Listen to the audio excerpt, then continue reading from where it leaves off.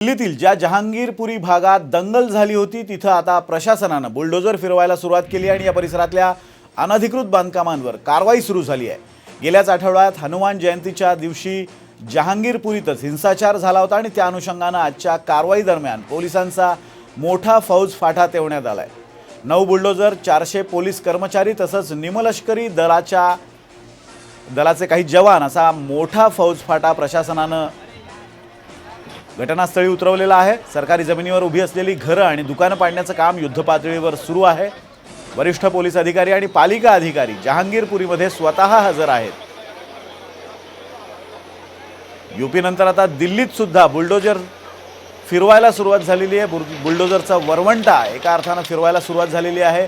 जहांगीरपुरी भागात शनिवारी हिंसाचार झाला होता। मेरे संज्ञान में नहीं है, अगर एक बार मैं देख लेता हूँ, जैसे भी माननीय सुप्रीम कोर्ट का ऑर्डर होगा उसको हम फॉलो करेंगे। सर, सुप्रीम कोर्ट में ये कहा गया कि ये जो अभी डेमोलिशन ड्राइव हुई है वो इलीगल है, इस वजह से स्टेटस को मेंटेन किया। सुप्रीम कोर्ट ने कहा है कि कल इस मैटर को सुनेंगे और आज के लिए ये रोक दी जाए। आप तक अभी कोई मैसेज आया सर? नहीं, मेरे पास अभी मैसेज नहीं है एक्चुअली, कि मैं फ़ोन उठा नहीं पा रहा। अभी मैं डिस्कस करके जैसे भी सुप्रीम कोर्ट का जो भी आदेश होगा उस पर पालन किया जाए। सर, तो आप लोग तुरंत अभी बुलडोजर हटा लेंगे जैसे ही आपको बिल्कुल आ जाएगी? बिल्कुल उस पर हम एक्शन लेंगे। सर, सबसे बड़ा सवाल टाइमिंग को लेकर है। यहाँ पे जो आप लोग कार्रवाई कर रहे हैं, इस पे सुप्रीम कोर्ट में एक मामला गया था और सुप्रीम कोर्ट ने कहा है कि अभी इस पे स्टेटस को लगाया जाता है, यानी आपको रोकना पड़ेगा। बिल्कुल जो सुप्रीम कोर्ट का ऑर्डर है हम उसको बिल्कुल मानेंगे, बिल्कुल उसको मानेंगे। और सुप्रीम कोर्ट सुप्रीम है और बिल्कुल हमें विश्वास है सुप्रीम कोर्ट जो कहेगी उसका पूरा हम पालन करेंगे। सर, आपने इन लोगों को नोटिस दिया था पहले ये कार्रवाई करने से पहले? नहीं, देखो ये सरकारी जमीन पे इन्होंने कब्जे करके कबाड़ हटा रहे हैं। आप लोग खुद ही हटा रहे हैं, हम तो उनके साथ ही लग गए। सर, एंक्रोचमेंट के लिए नोटिस की जरूरत होती है, एंक्रोचमेंट हटाने के लिए? देखो ये सरकारी जमीनें थी, कबाड़ की यहाँ दुकानें थी, हमने इनको कई बार इनको कह रखा था। तो अब ये अब मुझे लग रहा है कि अब आपकी स्ट्रैटेजी क्या रहेगी? सुप्रीम कोर्ट ने अब जो है पूरा रोकने के लिए कह दिया है। जो भी माननीय सुप्रीम कोर्ट का आदेश होगा उसको हम पूर्ण तौर से उसको मानेंगे। आप तक कोई कम्युनिकेशन आया अभी?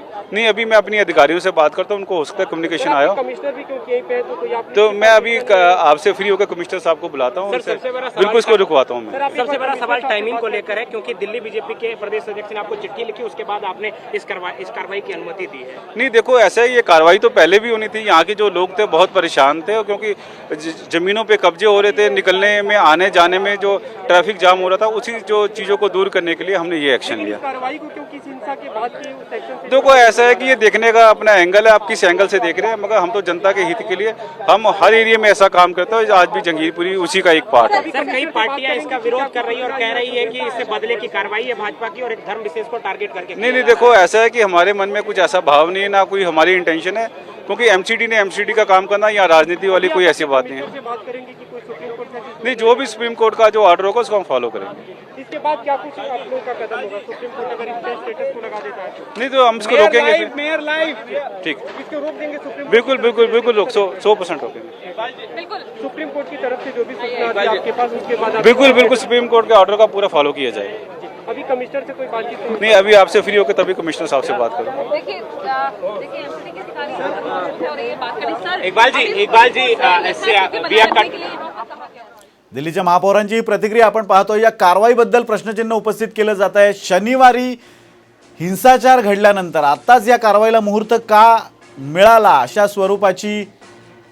अशा स्वरूपाचे प्रश्न उपस्थित केले जात आहेत। आणि आत्ताची एक नवीन ताजी बातमी येते ती म्हणजे जहांगीरपुरीतील कारवाईवर कोर्टानं स्थगिती दिलेली आहे। या घडीची मोठी बातमी आपण पाहतोय। कारवाई तात्काळ थांबवा असं सुप्रीम कोर्टानं म्हटलेलं आहे। जहांगीरपुरीत शनिवारी हिंसाचार झाल्यानंतर आज ही कारवाई सुरू केली होती, मात्र याला आता सुप्रीम कोर्टानं स्थगिती दिली आहे। कारवाई तात्काळ थांबवा अशा आशयाचे आदेश सुप्रीम कोर्टानं दिलेत। त्यामुळे जहांगीरपुरीतील कारवाई आपण थांबवणार असल्याचं काही वेळापूर्वीच दिल्लीचे महापौर त्यांनी प्रतिक्रिया दिली। आपण आत्ता त्यांची प्रतिक्रिया पाहिली होती। सुप्रीम कोर्टाचा जो निर्णय असेल तो अंतिम असेल आणि तसा जर निर्णय झाला असेल तर आपण ही कारवाई थांबवू अशा आशयाची प्रतिक्रिया आत्ता देण्यात आली होती। जहांगीरपुरी भागात शनिवारी हनुमान जयंतीच्या दिवशी हिंसाचार उसळला होता आणि हिंसाचार झाल्यानंतर 2च दिवसात ही कारवाई करण्यात आल्याबद्दल प्रश्नचिन्ह उपस्थित करण्यात आलं आणि याच अनुषंगानं सुप्रीम कोर्टानं सुद्धा ही कारवाई तातडीनं थांबवण्याचे, स्थगिती देण्याचे आदेश दिलेले आहेत। या घडीची मोठी अपडेट आपण पाहतोय।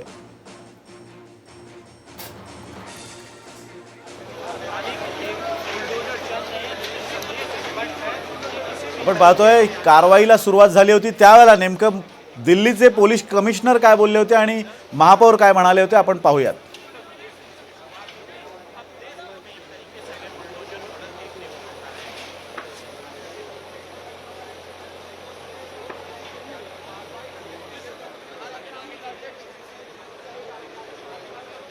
नहीं, चूंकि यहाँ 2-3 दिनों पहले पिछले शनिवार को इंसिडेंट हुआ है, उसको देख करके पुलिस का अरेंजमेंट है, एडिक्वेट पुलिस का अरेंजमेंट है, पुख्ता अरेंजमेंट है और मेन इंटेंशन है प्रोटेक्शन प्रोवाइड करना और कानून व्यवस्था यहाँ ठीक रहे, शांति व्यवस्था कायम रहे और इलाके में सौहार्दपूर्ण वातावरण हो, इसका भी एफर्ट हो रहा है। ये देखो ऐसा है कि ये तो हम पूरी दिल्ली के लिए यहाँ पर आए हैं। अब दिल्ली यहाँ से शुरू हुआ है और जहाँ जहाँ भी हमें लगेगा कि इलीगल काम है पूरी दिल्ली में ऐसे एक्शन होंगे। यूपी नंतर आता दिल्लीत सुद्धा बुलडोजर संस्कृती रुजते का अशा स्वरूपाचा सवाल या कारवाईनंतर उपस्थित केला जातोय। शनिवारी हिंसाचार झाला होता आणि त्याच भागात नेमकी तोडक कारवाई का केली जाते असा प्रश्न सुद्धा सर्वपक्षीय नेते उपस्थित करतायत आणि यूपी नंतर आता दिल्लीत सुद्धा ही बुलडोजर संस्कृती रुजू पाहते का अशा स्वरूपाची चर्चा या निमित्तानं सुरू झाली आहे। एक प्रकारे दंगलखोरांना इशारा देण्याचं केंद्र सरकारनं ठरवलंय का अशा स्वरूपाची चर्चा सुद्धा सुरू झाली आणि याच संदर्भात बोलण्यासाठी अमेय चुंबळे आपले प्रतिनिधी आहेत। अमेय, एका प्रकारे शनिवारी हिंसाचार झाल्यानंतर आता ही तोडक कारवाई सुरू झालेली आहे। अमित शहा यांच्या आदेशानंतर ही कारवाई सुरू झाली आहे असं सुद्धा बोललं जाते। कुठे ना कुठेतरी दंगलखोरांना अद्दल घडवण्यासाठी अशा स्वरूपाच्या तोडक कारवाईचा वापर केला जातो अशी चर्चा आहे। सध्या काय माहिती आहे? हो सर, सध्याची सगळ्यात मोठी माहिती अशी आहे की सुप्रीम कोर्टाने या कारवाईला स्थगितीचे आदेश दिलेले आहेत। उद्या पुन्हा एकदा सुप्रीम कोर्टामध्ये सुनावणी होणार आहे आणि सगळ्यात महत्त्वाची बातमी म्हणजे आज दुपारी 2 वाजता दिल्ली हायकोर्टामध्ये ह्याची सुनावणी होणार आहे। तोपर्यंत ही कारवाई थांबवावी असे आदेश सुप्रीम कोर्टाने दिलेले आहेत, कारण आज सकाळी 10-10:30 वाजता सुप्रीम कोर्टामध्ये याचिका दाखल झाली की ही कारवाई जी आहे ती अनधिकृत आहे, कारण कुठलीही नोटीस दिल्ली पालिकेने दिली नाही आणि नोटीस दिल्याशिवाय कारवाई करता येत नाही आणि त्याच्यामुळे ही कारवाई फक्त कायद्याविरोधात नाही तर घटनेच्या विरोधात आहे असं त्या याचिकेत म्हणण्यात आलेलं आहे।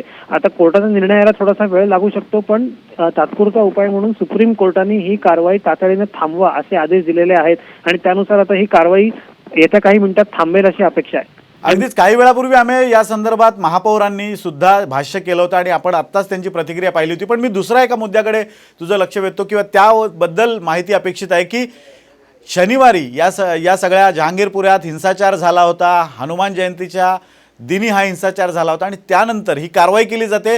यापूर्वी सुद्धा या अनधिकृत बांधकामांबद्दल तक्रारी होत्या, मात्र तेव्हा कारवाई झाली नव्हती। आत्ताच 2 दिवसानंतर हिंसाचाराच्या 2 दिवसानंतर ही कारवाई केली जाते। कुठेतरी दंगलखोरांना एक मेसेज देण्याचा केंद्र सरकारचा हा प्रयत्न आहे।